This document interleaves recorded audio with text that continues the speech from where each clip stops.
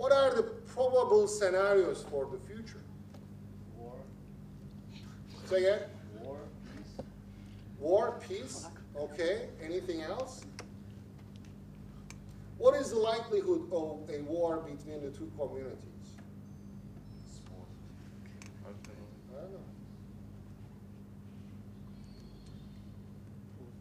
In my last article, I sort of speculated about future scenarios, so let me share some of these thoughts with you, and then you can test me if you want, or challenge me. Scenario number one is that the current negotiations will lead to a federal solution. Federal solution based on the established UN parameters. What are those? A bizonal, bicommunal federation based on the political equality of the two communities, right? That's scenario number one. How likely is it?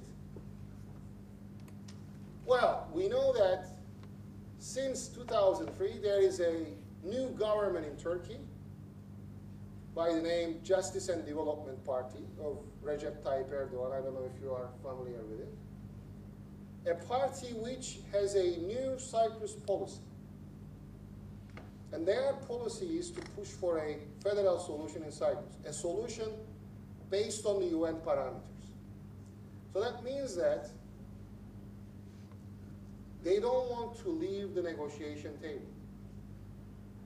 They don't want to be seen as the one who is rejecting the UN solution. So they will remain on the negotiation table. And the Greek Cypriots, they know that leaving the negotiation table now and seen by the international community as the party which does not negotiate on the basis of a UN solution, the cost will be high. And they don't want to take this cost. So that means that they might be pushed to accept a solution based on the UN parameters. That's scenario number one. So that means that within a year or so, there might be a federal solution in Cyprus. In which case, my scenario is that there are two alternatives there. I call it either the Cyprus will be what I call Belgianized. Anybody from Belgium? Nobody from Belgium? Belgianized in the sense that in Belgium, as you know, by and large, there are two areas. The Dutch-speaking Flemish in the north and the French-speaking Wallons in the south. By and large, they don't mix much except in the mixed city of Brussels. But sometimes they don't really particularly love one another that much, right? Sometimes they have problems establishing the government for some months, but they function based on some common denominators. You know, they function. Cyprus might be like that in the first scenario. That's alternative number one, if a federal solution is found. But sometime later, there is also another possibility after Belgianization of Cyprus. There is another possibility, what I call the Czechoslovakianization of Cyprus. But after some time, they might say, the two communities, hey, this is too expensive, this is too difficult, this is too whatever. We don't want this. We don't want to share power. So it might be a peaceful divorce. The good thing about that is that nobody will get hurt if it is a negotiated divorce, like Czechoslovakia. I think when Czechoslovakia was divorced into Czech and Slovak republics, I think that day only one person died, not because of the separation. I think the guy was drunk and hit by a taxi or something. So, I mean, the divorce was fairly soft, unproblematic, unlike what happened in former Yugoslavia, by the way. By the way, anybody from former Yugoslavia? Where from? Serbia. Serbia. Okay. You don't have good news, I think, these days about the International Court of Justice's decision about Kosovo. I'll tell you at the beginning, at the end. So, unlike what happened in former Yugoslavia, which was quite difficult and heartbreaking, the result of the war. I mean, I've been to parts of former Yugoslavia, including Mostar and whatnot. So, and I went through 1974 here, so I had those traumas. In any case, that's the first scenario. The second scenario is, Third. no, this is scenario number one, a federation. It could be either Belgianization or after some time, Czechoslovakianization. That's scenario number one with two branches. The second scenario is the Turkish side remains on the negotiation table and the Greek Cypriot side leaves the negotiation table. Or, just like 2004, there is a new referendum and the Greek Cypriots, there is a likelihood. Actually, I had some public opinion poll results that I was going to show you if this computer would show, but there is a possibility that there might be a second time no by the Greek Cypriots to a federal solution. In which case, my scenario is this.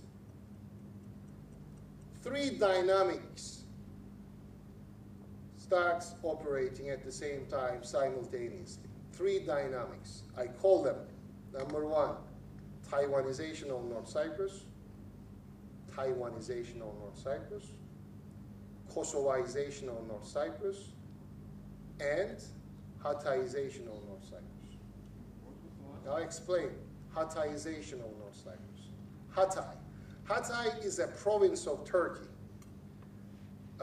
which joined in 1938 from Syria. After a plebiscite, after a referendum, the people decided that we want to be part of Turkey.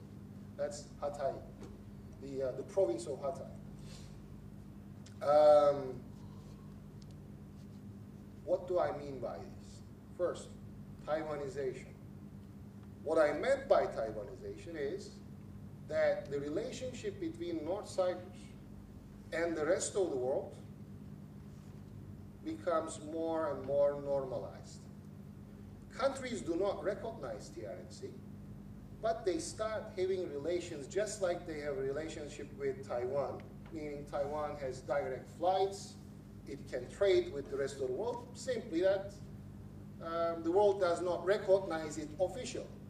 But countries have their offices, they don't call them embassies, they are like trade offices or representatives' offices or whatever.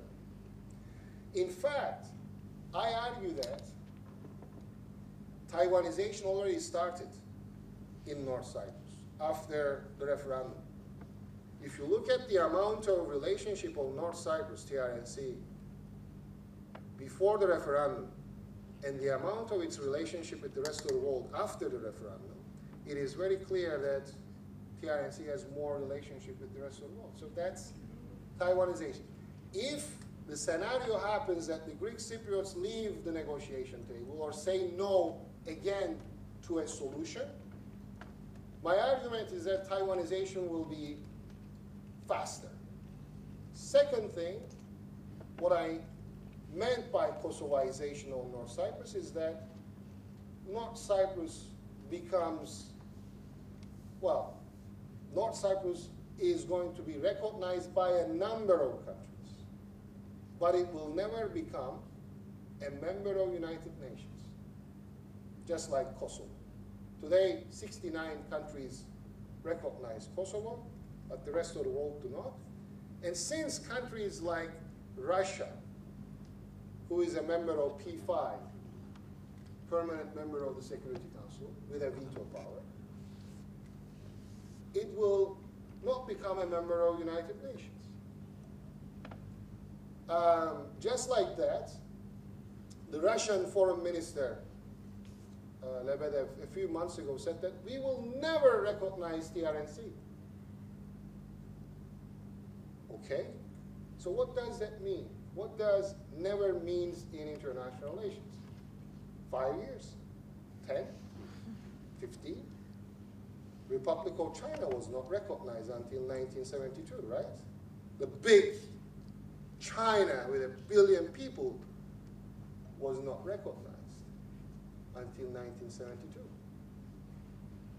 But in any case, so there is a possibility of TRNC being recognized by a number of countries, but not become a member of United Nations. Excuse me. And of course, Hatayization of North Cyprus, I'll come back to that. What I meant by that is the demographics of North Cyprus will continue changing. It's going to be more and more Anatolianized, meaning more and more immigrants from Turkey will come and settle in North Cyprus. Plus, it will be more dependent on Turkey, more and more dependent on Turkey. All right? So that's scenario number 2. And the third scenario, what I call a dark scenario, not even war. I think that this scenario is theoretically possible.